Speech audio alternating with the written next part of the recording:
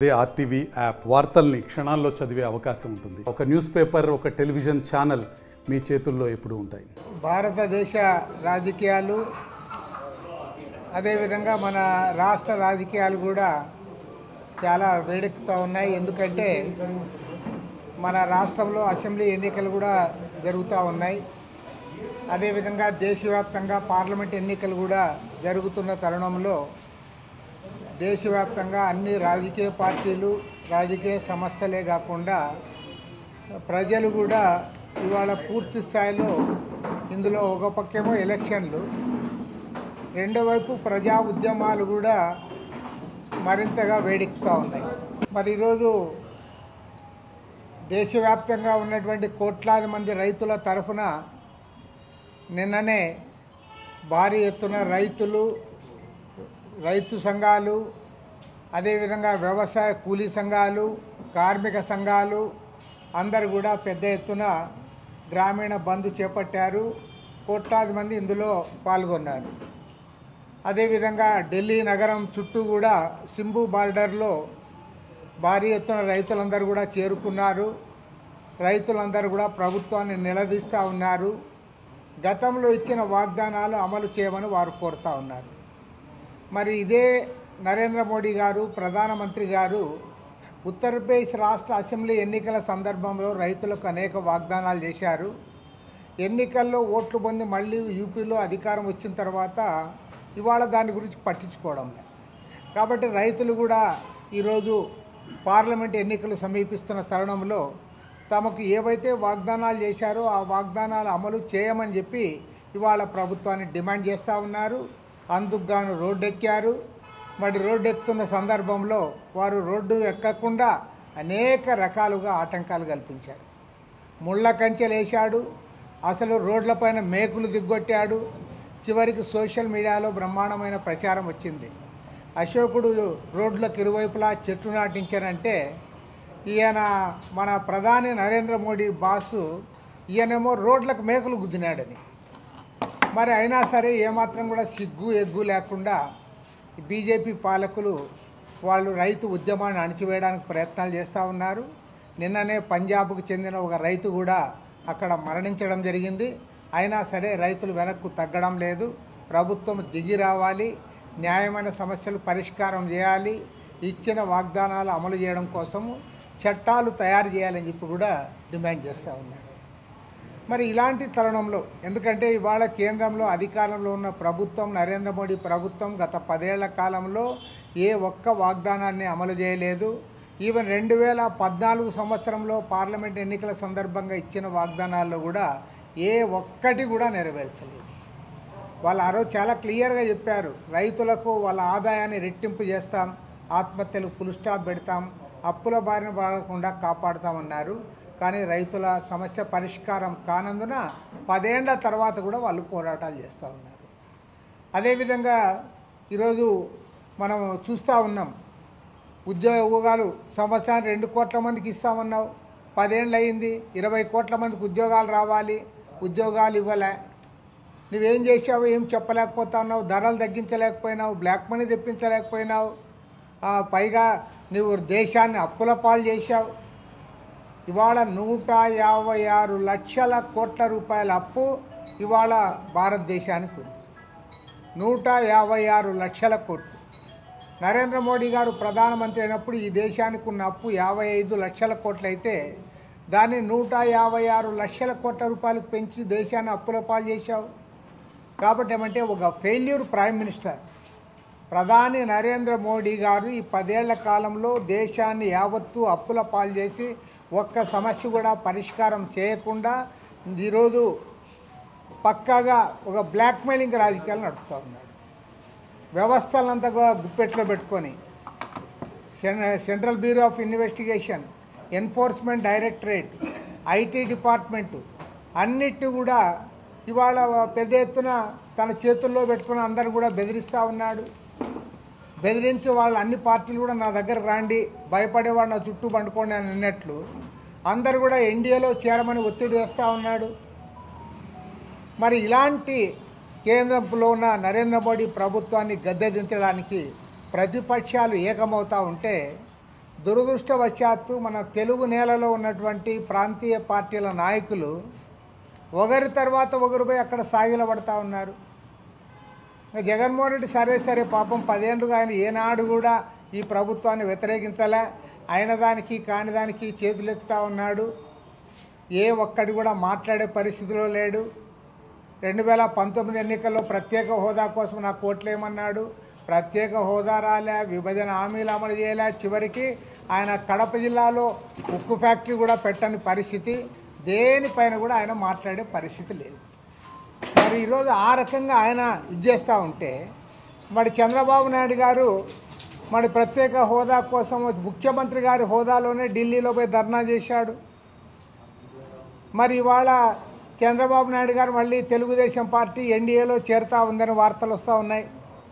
రేపు 19-20 తేదీల్లో ఈయన కూడా ఢిల్లీకి పోతాడని కూడా పత్రికల్లో వార్తలు వస్తూ ఉన్నాయి. మరి చంద్రబాబు కూడా సమాధానం చెప్పాలి. నువ్వు ఆ రోజు వ్యతిరేకించావు, ఎన్డీఏ కూటమి నుంచి బయటకు వచ్చావు, ఏమంటే రాష్ట్రానికి అన్యాయం చేస్తూ ఉన్నాడు, ప్రత్యేక హోదా ఇవ్వాలా, ప్రత్యేక ప్యాకేజ్ ఇవ్వాలా, విభజన హామీలు అమలు చేయాలి అని చాలా మాకంటే బాగా గట్టిగా ఢిల్లీలో కూడా పోయి ధర్నా చేసావు. మేము చేయడం మామూలే, నీవు కూడా వచ్చి చేసావు కదా. మరి ఇవాళ ఏమిచ్చిందని నువ్వు ఎన్డీఏ కూటమిలో చేరుతా ఉన్నావో రాష్ట్ర ప్రజలకు, తెలుగు ప్రజలకు సమాధానం చెప్పాలి. నేను ఒకటే చెప్పదలుచుకున్నా, తెలుగు ప్రజల ఆత్మగౌరవాన్ని ఢిల్లీలో తాకట్టు పెడతా ఉన్నారు, మీరు సరెండర్ అవుతా ఉన్నారు. ఇది రాజకీయమాన్ని నేను అడుగుతా ఉన్నా. ఎందుకంటే తెలుగు ప్రజల పౌరుషం ఆనాడు బ్రిటిష్ వారికి వ్యతిరేకంగా టంగుటూరి ప్రకాశం పంతులు గుండెకు తన గుండుకు ఎదురు నిలిపాడు. మరి అదేవిధంగా అలా అల్లూరి సీతారామరాజు లాంటి వాళ్ళు పుట్టిన నేల ఇది. అదే కమ్యూనిస్ట్ నేతలు పుచ్చలపల్లి సుందరయ్య గారు, చంద్రరాజేశ్వరరావు గారు జాతీయ స్థాయిలో కూడా మన తెలుగు ప్రజలకు గౌరవం పెంచారు. ఈవెన్ ఎన్టీ రామారావు గారు మీ మాదిరి లొంగిపోలే. ఆ రోజు ఇందిరాగాంధీ చాలా బలంగా ఉండి ప్రభుత్వాన్ని రద్దు చేస్తే పోరాడి మళ్ళీ గవర్నమెంట్ తెచ్చుకున్నాడు తప్ప ప్రజాస్వామ్య పునరుద్ధరణ పోరాటం నిర్వహించాడు తప్పితే ఎన్టీ రామారావు గారు పోయి వాళ్ళ దగ్గర కింద కూర్చోలే. మీరేందో సిగ్గు లేకుండా ఒకరి తర్వాత ఒకరు పోయి ఆడ మీరు కింద కూర్చునే పరిస్థితికి వస్తే తెలుగు ప్రజలకు మీరు అవసరమా అని నేను అడుగుతా ఉన్నా. మీరు ఎందుకు మాట్లాడలేకపోతా ఉన్నారు? ఇవాళ పక్కా బ్లాక్మెయిలింగ్ రాజకీయాలు చేస్తూ ఉన్నారు. ఢిల్లీ ముఖ్యమంత్రి అరవింద్ కేజ్రీవాల్ ధైర్యంగా నిలబడినందుకు ఆయనకు సమన్లు ఇచ్చి జైల్లో పెడతామంటున్నారు. ఢిల్లీ ఉప ముఖ్యమంత్రిని బ్లాక్మెయిల్ చేశారు, ఆయన తీసుకొని పోయి ఇవాళ సంవత్సర కాలంగా జైల్లో పెట్టారు. ఎందుకు పెట్టారంటే 100 కోట్ల రూపాయల స్కామ్ జరిగింది అన్నారు. ఓకే, 100 కోట్ల రూపాయల స్కామ్ జరిగింది, 1 ఇయర్గా జైల్లో పెట్టావు. మరి ఆంధ్ర రాష్ట్రంలో 1000 కోట్ల రూపాయల స్కామ్ జరుగుతూ ఉంది కదా, లిక్కర్ స్కాము. అది సాక్షాత్తు పురంధరేశ్వరి గారే పోయి హోమ్ మినిస్టర్ గారికి కంప్లైంట్ ఇచ్చింది కదా వ్రాతపూర్వకంగా. మరి ఎందుకు మాట్లాడడంలే, ఎందుకు యాక్షన్ తీసుకోలే?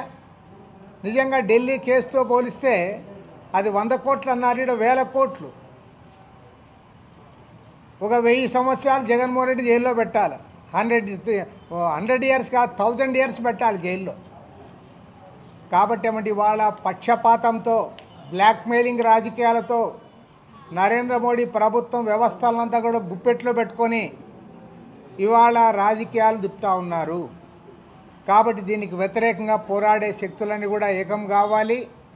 రేపు విజయవాడ నగరంలో 20వ తేదీ నాడు సిపిఐ, సిపిఎం ఉభయ కమ్యూనిస్ట్ పార్టీల ఆధ్వర్యంలో సదస్సు కూడా ఏర్పాటు చేస్తూ ఉన్నాం.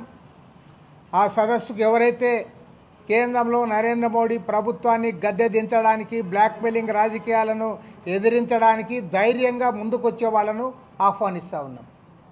పిరికి పందలు అవసరం లేదు, ఏ ఎండ కాగొడుగు పట్టే వాళ్ళు అవసరం లేదు. ఎవరైతే ధైర్యంగా నిలబడి పోరాడడానికి ముందుకు వస్తారో అలాంటి వాళ్ళందరూ కూడా ఆహ్వానిస్తూ ఉన్నాం. ఆ రకంగా ఈ రాష్ట్రంలో తెలుగు ప్రజల ఆత్మ గౌరవాన్ని నిలబెట్టడం కొరకు మేము ఈ పోరాటానికి సమాయత్తమవుతూ ఉన్నాం. దానికి రేపు 20వ తేదీ నాంది పలకబోతూ ఉన్నాం. రేపు 20వ తేదీ నుండి రాష్ట్రంలో రాజకీయాలు, దేశ రాజకీయాల్లో ఒక గణనీయమైన మార్పు ఉండేటట్లు ఇవాళ దేశంలో జరుగుతున్న ఒక మతోన్మాద అభివృద్ధి నిరోధక దుర్మార్గమైన బ్లాక్మెయిలింగ్ రాజకీయాలను వ్యతిరేకిస్తూ ఈ రాష్ట్రంలో కూడా ప్రజాస్వామ్యం కోసం పోరాడే శక్తులు వ్యక్తులు ఉన్నారు, ధైర్యంగా నిలబడి పోరాడతారనే వాళ్ళందరినీ కూడా మేము కూడగట్టబోతా ఉన్నాం. నేను ఒకటి అడుగుతా ఉన్నా, ఈ రాష్ట్రానికి పిరిగి పందలు అవసరమా అని అడుగుతా ఉన్నా, చేతగాని దద్దమ్మలు అవసరమా అని అడుగుతా ఉన్నా. ఆఫ్టర్ ఆల్ ఎంపీలు పోయి మా ప్రైమ్ మినిస్టర్ దగ్గర పోయి అర్జీ ఇవ్వలేరు.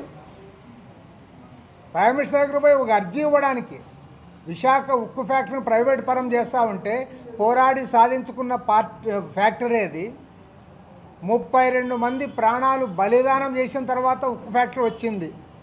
విశాఖ ఉక్కు ఆంధ్రుల హక్కు పోరాటంతో ఆనాడు పోరాటంలో 32 మంది పోలీస్ కాల్పుల్లో మరణించారు. దాన్ని వాళ్ళ ప్రైవేట్ పరం చేస్తూ ఉంటే ఒక్క వెధవ ఆడపోయి కనీసం అర్జీ ఇవ్వలేరు ఎంపీలు. మీరు పార్లమెంట్ హౌస్లో తిని పడుకోవడానికి ఎంపీలా అని నేను అడుగుతా ఉన్నా. రాష్ట్రానికి చెందిన లోక్సభ రాజ్యసభ సభ్యులందరిపై ఒక్కసారి నరేంద్ర మోడీకి అర్జీ ఇచ్చారా? జంకుతూ ఉన్నారు. ఇప్పుడు మీ నాయకులు జంకుతూ ఉన్నారు. మీ నాయకులు కూడా జంకిపోయి ఆడ చేతులు ఎత్తేసి ఇది చేస్తూ ఉన్నారు. కాబట్టి ఏమంటే పిరికి పందలు రాష్ట్రానికి అవసరం లేదు, చేతగాని వెధవలు ప్రజాప్రతినిధులుగా అక్కర్లేదు, ధైర్యంగా మాట్లాడే వాళ్ళు ఇవాళ కావాలి. నిజాన్ని వాస్తవాన్ని వెలుగులోకి తేగలిగిన వాళ్ళు, నిజాన్ని నిర్భయంగా బయట చెప్పగలిగిన వాళ్ళు ఇవాళ రాజకీయాల్లో ముందుకు రావాలి. కాబట్టి నేను యువకులకు విజ్ఞప్తి చేస్తూ ఉన్నా. ఇవాళ బ్రహ్మాండంగా చదువుకున్న వాళ్ళు ఉన్నారు, తెలివితేటలు ఉన్నారు. కానీ అవకాశవాద రాజకీయ నాయకులు ఎంట ఇవాళ వందెమాగదులుగా తయారు కావద్దండి. చరిత్రలో పోరాడేవాడు మిగులుతాడు తప్ప అవకాశవాదులు పిరికి పందలు ఎక్కువ రోజులు చరిత్రలో ఉండరు, చరిత్రలో కనుమరుగవుతారు. కాబట్టి ఈ దేశాన్ని కాపాడుకోవడానికి అందరూ ముందుకు రావాలి, ప్రజాస్వామ్యాన్ని రాజ్యాంగాన్ని రక్షించుకోవడానికి ముందుకు రావాలని చెప్పి కూడా కోరుతా ఉన్నాం. రేపు 20వ తేదీ ఉభయ కమ్యూనిస్ట్ పార్టీల ఆధ్వర్యంలో సదస్సు తర్వాత రాష్ట్ర వ్యాప్తంగా కూడా కార్యాచరణ చేపడతాం. కలిసి వచ్చే శక్తులన్నింటినీ కూడా కలుపుకొని మేము ముందుకు సాగుతామని కూడా మనవి చేస్తాం. బ్రదర్, మీకు అందరికీ తెలుసు, అమరావతి రాజధాని అన్నప్పుడు ఈ రాష్ట్రంలో ఉన్న అన్ని రాజకీయ పార్టీలు కూడా ఆమోదం తెలిపాయి. జగన్మోహన్ రెడ్డి ఆ రోజు ప్రతిపక్ష నేతగా ఉండి ఆమోదం తెలిపాడు. తర్వాత అధికారం వచ్చిన తర్వాత 3 రాజధానులు అన్నాడు. పాపం రాయలసీమ ప్రజలకు కూడా ఊరించాడు, న్యాయ రాజధాని పెడతాను కర్నూలులోనే. కనీసం ఈ మహానుభావుడు కర్నూలులో హైకోర్టు పెట్టాలని ప్రపోజల్ కూడా కేంద్ర ప్రభుత్వానికి పంపలే. ఇంతటి మోసగాడు చరిత్రలోనే లేడు. ఓన్లీ విశాఖపట్నంలో పోయి ఆడ 451 కోట్ల రూపాయలతో ఒక పెద్ద బంగ్లా కట్టాడు. ఋషికొండ గుండు కొట్టించి బంగ్లా కట్టావు. నువ్వేమీ 3 రాజధానులు మర్చిపోయినావు. ఒక రాజధాని లేదు, ఇప్పుడు 3 రాజధానులు లేవు. సిగ్గు లేకుండా ఇప్పుడు మళ్ళీ హైదరాబాద్ కావాలంటున్నావు. హైదరాబాద్ ఎందుకు ఇస్తారయ్యా? వాళ్ళు ఏమైనా అమాయకులా? మొన్న తెలంగాణ ఎలక్షన్లప్పుడు బాగా డ్రామా నడిపించావు. నాగార్జున సాగర్ ఆనకట్ట మీదకి పోలీసులు పంపావు. ఎందుకు? నీకు కేసీఆర్కి లింక్ ఉంది. మీ లింక్ ఏమంటే నేను ఇక్కడ ఉంటాను, నీవు అక్కడ ఉండు, ఇద్దరం కలిసి డిన్నర్లు చేద్దాము, రాగి సంగటి కోడి కూర తిందాము, నీళ్ళ కోసం నీవు నేను కొట్లాడినట్లు డ్రామా ఆడదామన్నావు. ఇప్పుడు అది అయిపోయింది. పార్లమెంట్ ఎలక్షన్కి మళ్ళీ వైవి సుబ్బారెడ్డి ద్వారా ఈ అంశాన్ని లేవనెత్తారు. ఎందుకంటే రాజధాని కోసం అక్కడ కేసీఆర్ ఈయన కొట్లాడితే అక్కడ ఆయన బలపడాలి, ఇక్కడ ఈయన బలపడాలని ఒక ప్రయత్నం చేస్తూ ఉన్నారు. ప్రజలు అమాయకులు కాదు. ఈ జగన్మోహన్ రెడ్డి పని అయిపోయింది ఆల్రెడీ. నేను మొన్నటి వరకు నేను కూడా జగన్మోహన్ రెడ్డి గురించి చాలా గొప్పగా చాలా చోట్ల విమర్శిస్తూ వచ్చాను. అతని పని అయిపోయింది. అతను పరిపాలనకు అనర్హుడు అనేది అందరికీ అర్థమైపోయింది. నువ్వేం చేయలేకపోయినావు. ఈ రాష్ట్రానికి 3 రాజధానులు అన్నావు, ఒక రాజధాని కట్టలేకపోయినావు.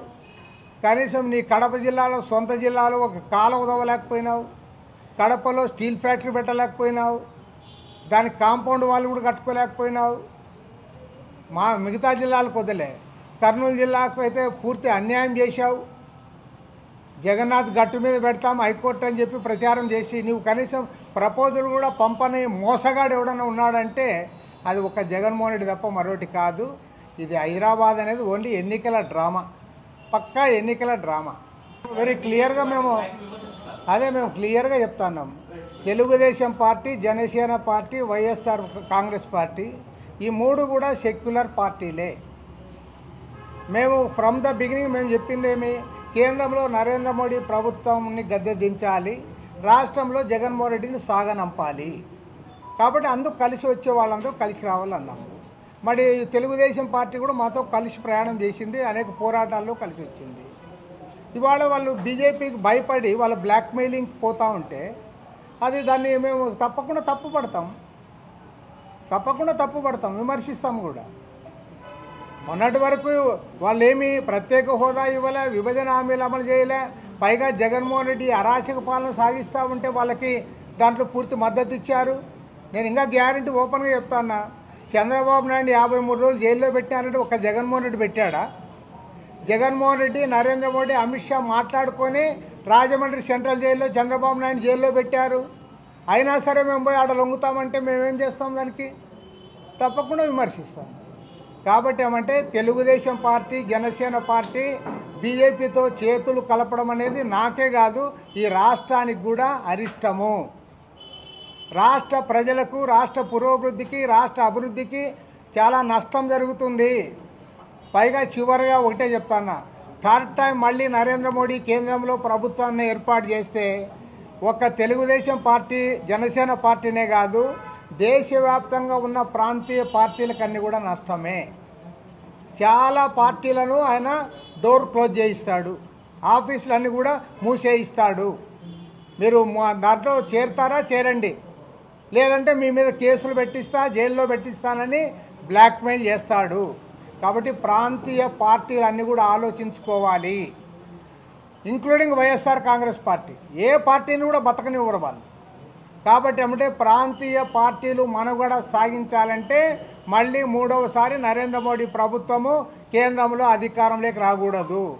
అవకాశవాదంతో అవసరార్థం మీరు ఇప్పుడు పోయి వాళ్ళని వెంటబడి పోతే మాత్రము మీరు మునిగిపోతారు. మాకైతే ఏమి కాదు, ఎందుకంటే మేము సైద్ధాంతికంగా, రాజకీయంగా పోరాడే వాళ్ళము. ఇంకా 100 ఏళ్ళునే పోరాడతాం. మేము అధికారం వచ్చినా రాకపోయినా మేము మాత్రం పోరాడుతూనే ఉంటాం. కానీ ప్రాంతీయ పార్టీలు అట్లా కాదు, మిమ్మల్ని లోపల పెడతాడు, మీ ఆఫీసులు మూసేయిస్తాడు, మీ నేమ్ బోర్డు కూడా లేకుండా చేస్తారు. కాబట్టి ఆలోచించుకోమని చెప్తా ఉన్నాను. మరిన్ని వీడియోస్ కోసం ఛానల్ ని సబ్స్క్రైబ్ చేయండి, లేటెస్ట్ అప్డేట్స్ కోసం వాట్సాప్ ఛానల్ ని ఫాలో చేయండి, అండ్ లింక్ డిస్క్రిప్షన్ లో ఉంది.